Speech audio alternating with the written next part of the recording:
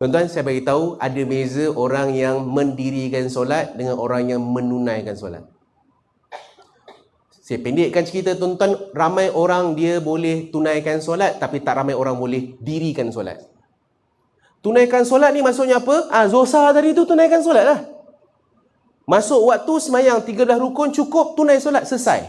Tapi tak ramai yang boleh dirikan solat. Dan apa beza orang yang dirikan solat dengan orang tunaikan solat? Tuan-tuan ingat tak? Kalau semayang Jumaat tuan-tuan, imam akan panggil apa? Aqimis solah. Dirikan solat. Tuan-tuan, bukan imam hanya suruh kita berdiri semayang. Tapi juga maksud dirikan solat adalah apa saja perangai, amalan kita dalam solat, kita bawa di luar solat. Kita dirikan di luar solat. Contoh, masa kita solat, tuan-tuan perasan tak kita akan jaga perkataan kita? Betul tak?